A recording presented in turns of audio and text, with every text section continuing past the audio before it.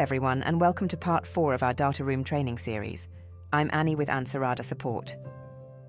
If you're joining me for the first time, you can feel free to click the link to start from the beginning of our series. And as always, you can reach out to our client success team with any questions you might have after the video. With that out of the way, let's jump right into Q&A. During this session, we'll take a look at how you can manage your diligence process directly through your Ansarada data room and some of the benefits that come from doing so.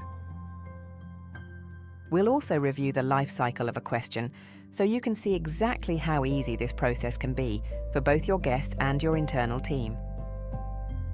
When you log into your data room, there are 3 main sections regarding Q&A: View Q&A, Manage Q&A, and the Reporting feature.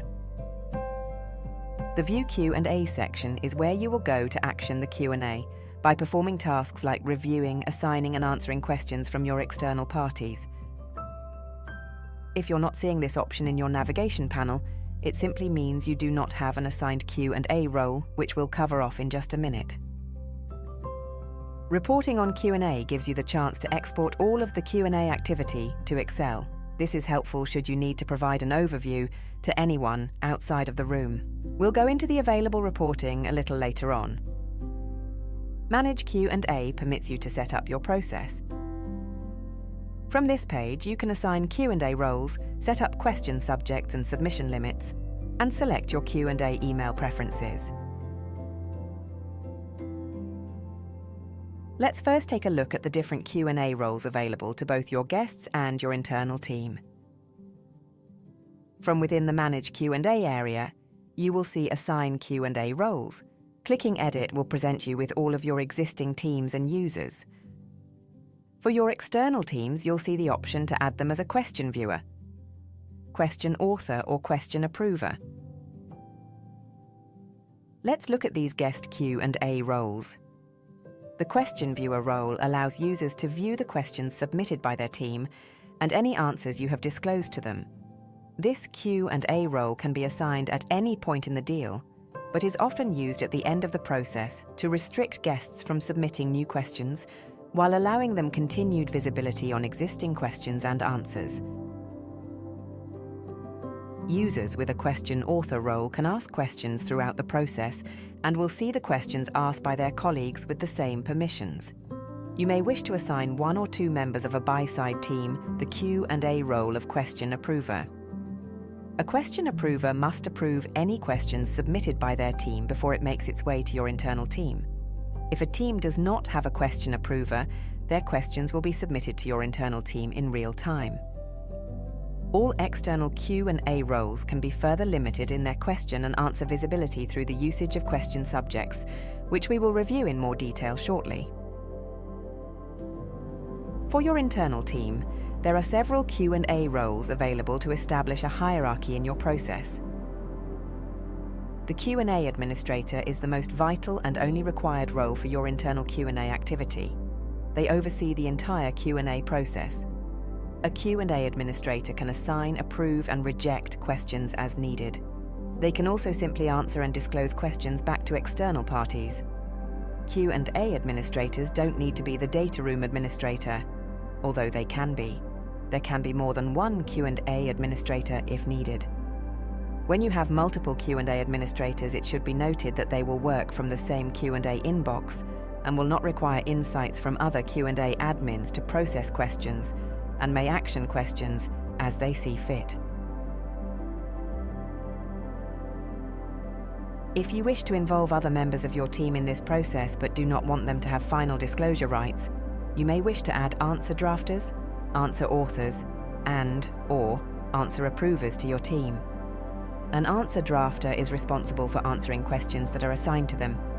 Answer drafters have the choice to draft answers themselves or forward questions to answer authors, answer drafters, and answer approvers. Answer drafters can only see questions that are assigned to them, and they cannot communicate directly with the Q&A administrator, allowing you to create an enforced approval process via an answer author or answer approver. Because of this, when using the answer drafter role, you must also have at least one answer author or answer approver in your workflow. Answer authors are also meant to serve in the role of creating answers. which are then approved by an answer approver or the Q&A administrator. The main difference between the answer author and the answer drafter is the fact that an answer author can send answers directly to the Q&A administrator, even if there is an answer approver in place. This allows for some flexibility in your approval process, like answer drafters, answer authors can only see questions that are assigned to them. Answer approvers are responsible for approving answers prior to final disclosure by the Q&A administrator. Answer approvers are assigned questions and have the choice to draft answers themselves or forward the question to other internal answering roles to provide their input. Answer approvers can see all questions that are sitting with the Q&A administrator. Finally, you will also note the choice of a Q&A observer with both full control and view-only options. The full control observer has the same access and permissions as a Q&A admin, with the exception that they cannot be assigned questions and they don't receive Q&A notifications. This role is intended for someone who requires oversight, but doesn't play an active role in the diligence process. As with external Q&A roles, all internal Q&A roles can be further limited in their visibility through the use of question subjects. At Ansarada, we strive to create a Q&A experience that suits the needs of your deal. As such, these roles allow you to make your team's workflow only as simple or complex as you require.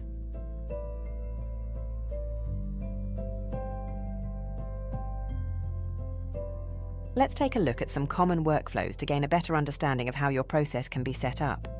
On this page, you can see one of the most common ways of setting up your Q&A process. Here we see a combination of a question, author and question approver on your external team.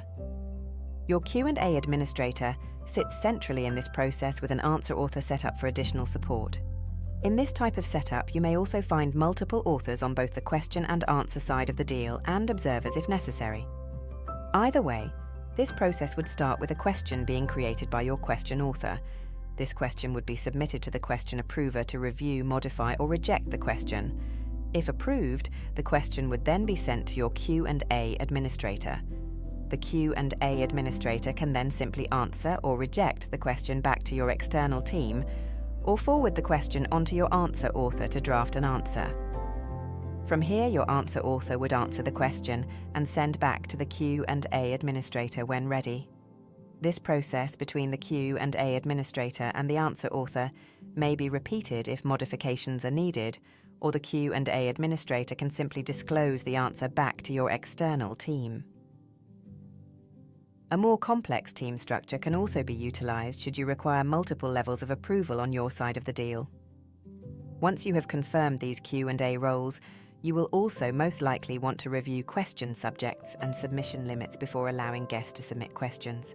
While neither question subjects or submission limits are required to utilize our Q&A platform, they can be of benefit to your process as they will assist your workflow management, provide clarity in your reporting, and can be useful in providing a layer of added security to your Q&A process.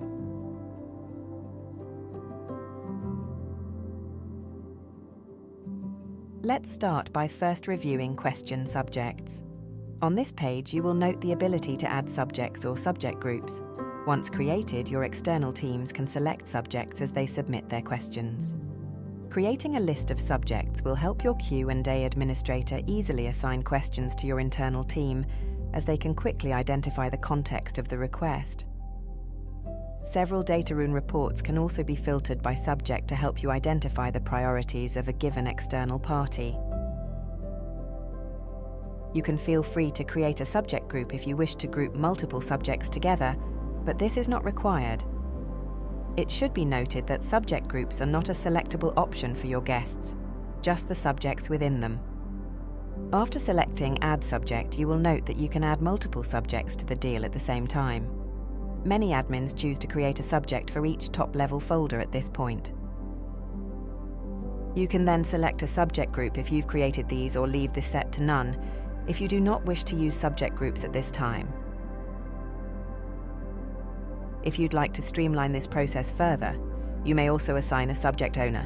When owners are selected, questions will be sent directly to these individuals and will not require the Q&A administrators to forward them on. For example, if you have the subject legal, you may have a legal office as the owner, They will receive the question upon approval of a question approver. They then have the option to draft their answer and then follow the normal process for approval and return to the Q&A administrator. You will also note an option to allow free text at this point. This requires the person submitting the question to add additional text at the end of your pre-populated subject. As previously noted, subjects can serve as a convenient way of sorting or filtering some of your Q&A reporting. As a best practice, we typically recommend denying this option for the cleanest reporting setup. If necessary, you can create a subject titled Other that allows for this and serves as a catch-all for questions that may fall outside of your predefined subjects. From here, you will want to review your subject security. Subjects can be denied to a team or sub-team as needed. If a subject is denied to a team, they will not be able to submit questions under this subject and will never see answers disclosed under this subject. This allows you to disclose answers to specific parties while keeping your Q&A process secure and reducing noise for any parties not involved in these areas of the process. It should be noted that anyone in an administrator room role will not be impacted by subject security applied to their team or sub-team. On the Q&A subjects page, you can also click on actions to delete questions from the room or expand and collapse your existing list of subjects and subject groups for easier review.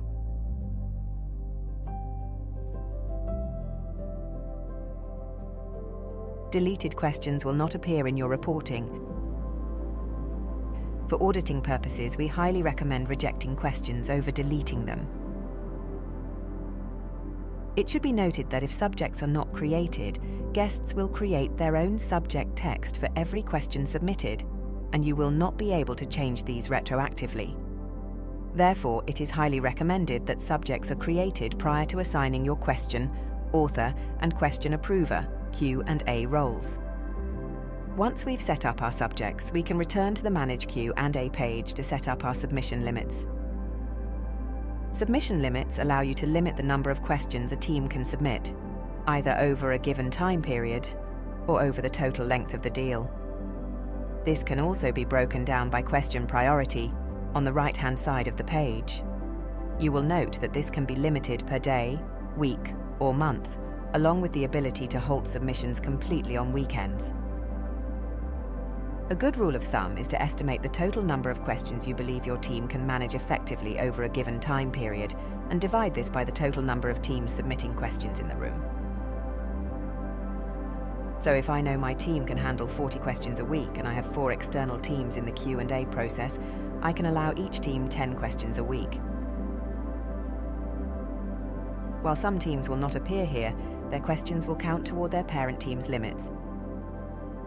Restricting the number of high-priority questions can also help you gain insight into the most pressing issues for an external party.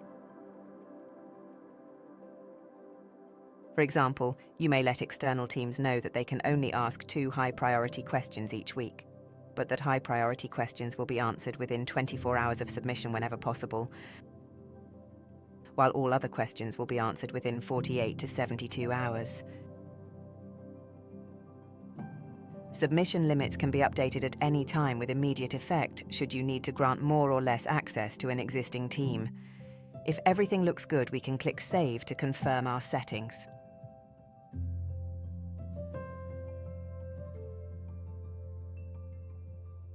Finally, you can edit your Q&A via email settings if you wish to allow members of your internal team to answer and approve questions you've assigned to them directly from their email.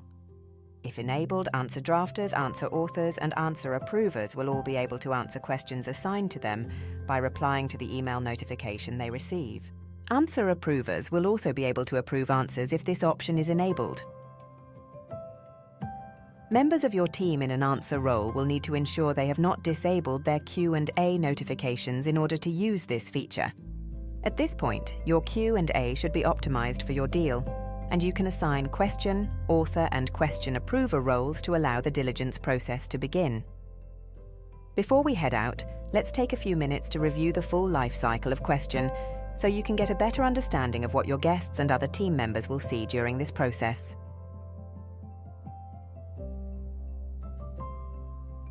When your guest logs into the data room, they will have multiple options for asking a question.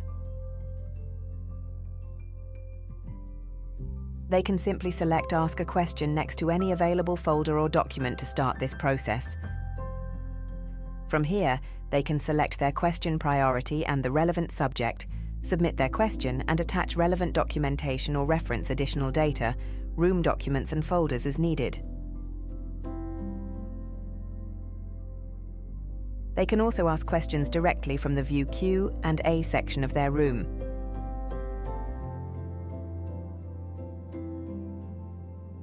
Selecting Ask a Question here provides them access to the same workflow for a single question. They can also select actions and bulk upload questions to submit multiple questions at once. This will provide access to an Excel template that can be used to easily kickstart the diligence process.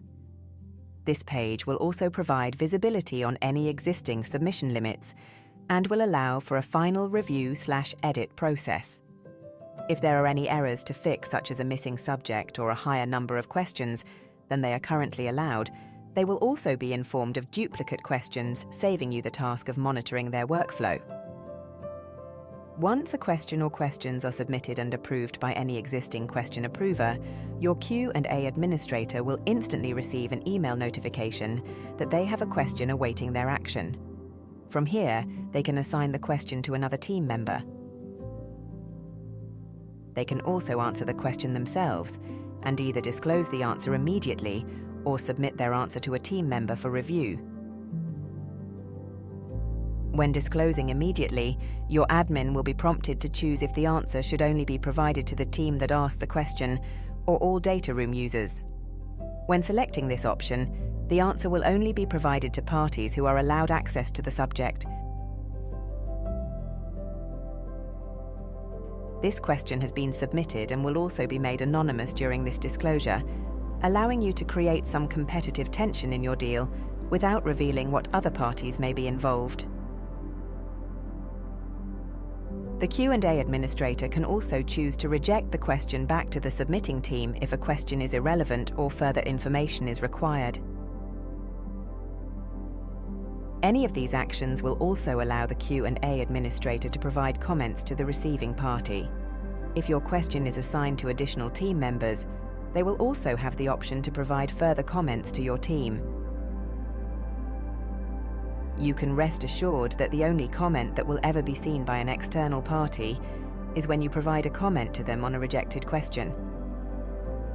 Your new assignee will also receive an email notification in real time. If you're assigning internally and have enabled Q&A via email, this party may have options to approve or answer this question directly from their inbox if prompted to answer the question. They can simply reply with their answers at this time. To approve, they simply need to reply, "Approved." Your Q&A administrator will also note the ability to action questions in bulk. Under the Actions tab, you can select Bulk, Approve, and Forward questions. To assign multiple questions to one or more members of your team, simply select your questions, receiving party or parties, and provide any necessary commentary. The ability to bulk, approve, and forward questions will also be available to your answer approvers and Q&A admins. Once answers have been submitted to the Q&A administrator for final review, they can also select Bulk Disclose Answers from the Actions tab to complete the answering process for multiple questions. It should be noted that you will need to pick a single disclosure level here, so this function may need to be used in batches if your disclosure levels vary. At any point throughout your process, you can select Export to Excel from either the Actions tab or via the View Reports page to access a full audit trail of your Q&A process. This report can be filtered and sorted via a number of different options and can either be ran as a chart optimized for further analysis or in a list format optimized for printing and providing to team members outside of the deal room. Your additional Q&A reports can help you gain a broader perspective on your diligence workflow and identify any bottlenecks in the process. These will be explained in full detail during our session on data room reports. I hope that this has provided a good jumping-off point for your diligence strategy.